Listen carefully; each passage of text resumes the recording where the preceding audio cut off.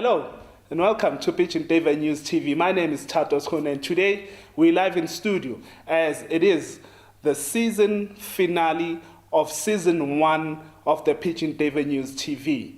We're going to show you the journey that we took from our tour around Johannesburg with the fences around here and to the tour that we did in Cape Town.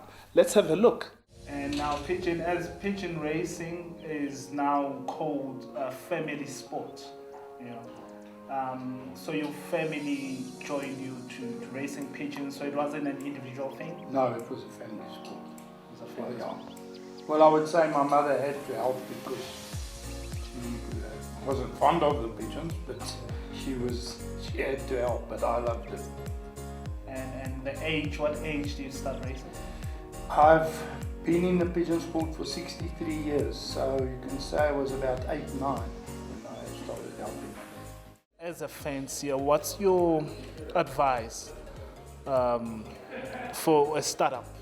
So it's always been the same. From day one, in the first interview you did with me, I've always said, identify a member that you can associate yourself with, because we all have different personalities, Identify a very strong member that's doing the job, that's getting it done. Become, go to him, ask him for assistance, because that's the right way. Genetically acquire the best genetics that you can get. What's your ultimate tip that you can just share with people out there? Well, Tatu, look, I'm not going to push somebody into pigeons. Yeah. If the love for animals is there and you love pigeons, then you must join. Because if you don't like the pigeons, then what's the use of joining a club or something? But most of the people that comes, if they're hooked. It's finished. They won't go away from pigeons again. A lot of people spend a lot of money on average birds, and that is the saddest thing. That's what I see as a sad situation in our sport, where I would say to the beginner, man, be careful. If you see people selling birds on the internet, why are they selling those birds? Especially, everybody will tell you it's a good bird, yes, but is it really a good bird? If it's a guy that's still racing pigeons, he most probably needs it for himself. So why would he get rid of the bird? I think of my pigeons not as pigeons. I think they're my athletes, and I'm the trainer. So that's what it's based on. I take my pigeons as my athletes, and I think I'm in their shoes. I will never send a pigeon from 10 k's to 150 because I won't do it to myself. So my athletes, I'm training them well, I'm feeding them well, and I'm preparing them well scientifically. And that's how I try to get performance out of them and get them the love for the loft. Ace birds breed ace birds, especially at one-day lofts.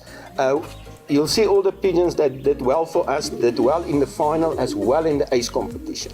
And that's the birds we try to buy back, or to buy, if it's not our birds, breed with that birds, best genetics, buy the best genetics, put them in the basket, fly them, if they work, buy back the babies, line breed and inbreed them. And pigeon racing doesn't have to be expensive.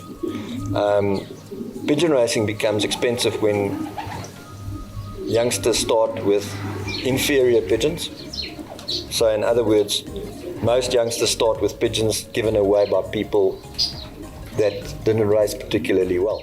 From a Cape Town perspective, I will always say the loft. The loft is just so important. People must, we have variable winds. Today you can feel there's like a southeaster blowing in. It's a cold wind. You don't want those drafts to go into your loft. You can't condition birds in a drafty cold loft. So it's to give the pigeons the best environment to race out of. Then you can go and invest your money in quality pigeons. And inbreed some of your very best pigeons and keep some of the inbreds for the future.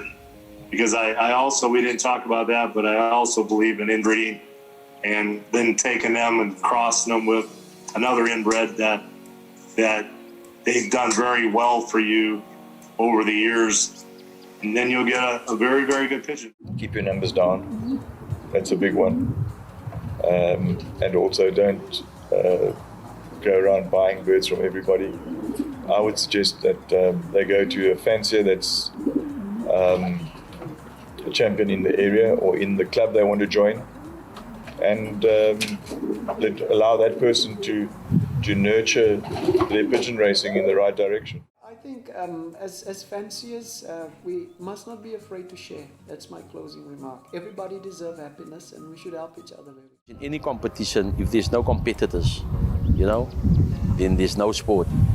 So if he's got competitors, help them, even if it means that person is going to fly well. But you can't just want to give a person the wrong information. If somebody asks you something about pigeon sport, you rather don't say or give the person the truth. We need to have fanciers that's prepared to share the information that can beat them in the day with the best bird on the day. All we need to build. We'll build on a unity, especially in Cape Town, and get everybody together. And I think that the sport will still thrive and go forward. Thank you for the opportunity to share my story.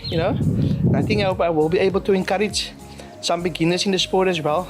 It is possible to do well. I believe in the principle of dove eyes, and sometimes you just need to focus, be like this, close your ears. There's a lot of champions in this game that cannot prove any results, and those are the guys that will take you just wayward. But you hear from someone that is top-notch, someone that you can learn from, rather stick to that person as opposed to listening to a lot of other people. And indeed, it was a great journey with all the fanciers that got featured on the season 1. And we'd like to thank all the fanciers that took their time to take part in our shows in season 1. From Johannesburg to Cape Town, we thank all of the fanciers. We'd also like to thank the viewers. We'd like to thank the subscribers. We'd like to thank everyone that put in those comments and shared with friends and family.